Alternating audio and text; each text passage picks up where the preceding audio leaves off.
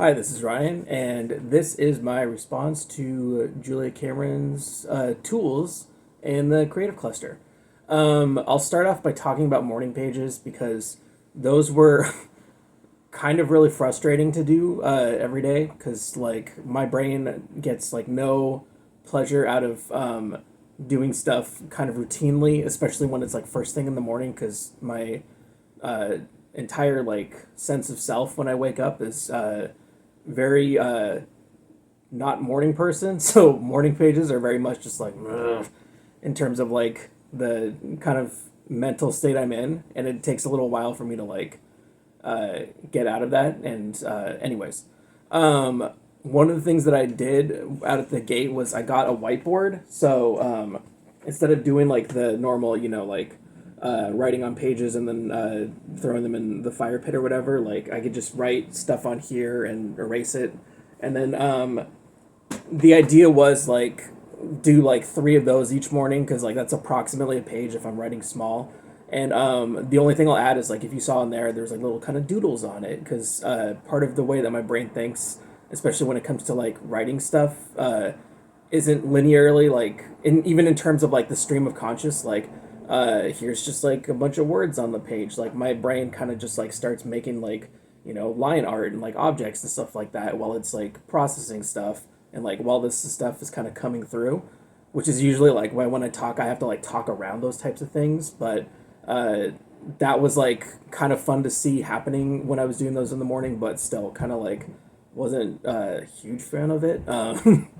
The next thing was the artist dates, and I've talked a little bit about it in the last video, but like that was the type of thing where I was getting really into like the idea of doing it in groups, and like I still 100% stand by that because like I love doing artist dates with other people. And like some of the stuff I was doing like earlier on, it was like the very first one I got fake mustaches from Archie McPhee, and I wore one to like a school event, and that was really fun because it was just kind of like silly, playful stuff, and it was kind of like really off-putting for other people because like uh, I think the mustache like really captures what it feels like to be formal, and like I guess it set a new bar for it because it was a very big attention grabber. But it was stuff like that where it was like very fun. And then like going to art galleries with friends, and went to a pro wrestling show with some friends, and a big part of those types of like excursions wasn't just like I'm experiencing the art, but I was also kind of thinking of the stuff we were reading in the books, and I talked a little bit about this in the other video. So like uh, kind of going into the like I'm gonna like pause the artist date just for a second so I can talk about creative clusters because I was paired up with Damien, and he and I like learned pretty quickly that we both come from like a long background of making music and like recording stuff, and like Damien's been doing it like his own like personal recording stuff for a lot longer than I have. So there's a lot of questions and back and forths going towards that because like there's a lot of stuff that like I'm really curious to learn from like how other people do music production, and Damien has like a lot of like really great insights to it. So it's super cool talking to him about it. And we got into this like flow though of talking about like our kind of like processes making this stuff like in terms of music.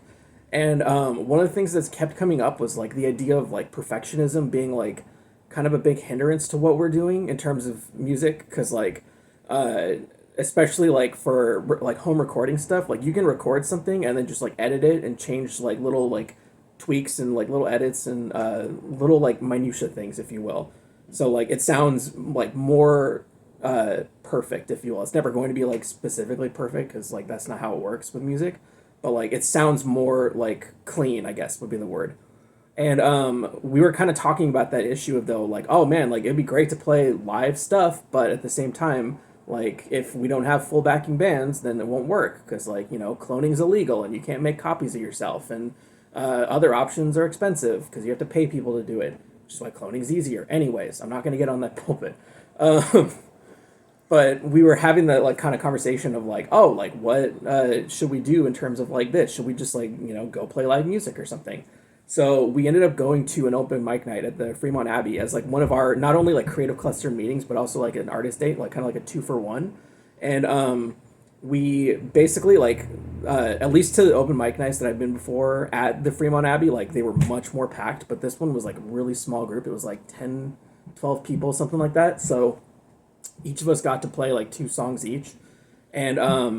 I remember like it was really cool not only seeing Damien perform because like he brought a totally different like side of himself out, like when he was like on stage, like he was like playing piano and like singing. But then like I remember like having this kind of like awareness like after I crossed that threshold from the audience onto the stage where like I got really anxious, like way more so than usual when it comes to like going on stage because I think usually like when I do on stage stuff it's like, you know, just talking or whatever, kind of like I'm doing now where I feel like very comfortable just kind of like going off the cuff or whatever. But when it comes to like doing the music, like there's that kind of sense of like I need to nail this. And like that kind of pressure like at the beginning was making me like kind of fumble because I ended up playing the song that I'd written like basically double the speed. So I was just like shredding away, like hitting those chords as fast as I could and like singing as fast as I could. And I was just like, oh my God, I need to slow down. And like it was interesting like seeing that kind of like adrenal rush and like being able to like process it in the moment, just like okay, like I know that like where my body's at is not where my brain is and vice versa, and like both sides need to like calm down because like I'm basically like kind of going overboard with this performance. And it was really fun to like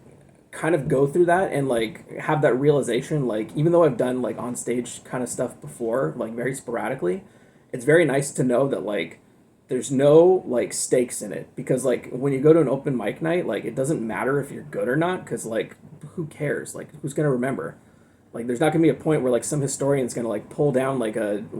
leather bound tome and they're gonna be like, ah, yes, this was the show where Ryan played too fast, like yeah, it's like totally inconsequential. And like that kind of gave me that like by the time I finished the first song that I did, I was kind of having that realization like, oh yeah, like this is still like this kind of perfectionist trait is like still very much in me. And then I was thinking kind of like the antithesis to that was the whole idea of Lila that I talked about in the last video from Free Play. So like the second song was like a lot easier in terms of like playing it, and like I didn't really care as much like if it sounded perfect or like if I got all the chords right like on the first try or like I didn't fumble the words or whatever. It was just kind of like I'm just here to like play and have fun, and like that ended up being like way more of a rewarding experience for me like at the end of it. So kind of like tie the bow back on the concept of creative clusters after talking about artist dates. Um, I think the idea of like having a person to like kind of check in with in terms of your artistic stuff is way more important than a lot of the other tools because like obviously you're going to be doing like most of this work solo in terms of like your artistic pursuits because like most of the time, like for example, if I'm like gonna jam out a song, I'm not gonna like wait until other people are in the room with me. Like I'm at home, like it's, you know, 10 o'clock at night. I'm not gonna call up friends and be like, hey, come over so I can like have somebody listen to me play music or whatever. It's more like I'm gonna do this, and then like if I feel like I want to do this with other people, like that's fine. But talking about the process of that felt a lot more important to me than like the actual like act of doing it with other people, if that makes sense. And like being able to like exchange those notes and like talk about like really like specific things in terms of like kind of nerding out over like I'm gonna use the example of Damien and I again, uh, like nerding out over like music recording type stuff and like getting into the minutia of that felt really important to me, and like it felt like something like wow, like there's a lot of stuff that I still have yet to learn and that's really going to help me in terms of like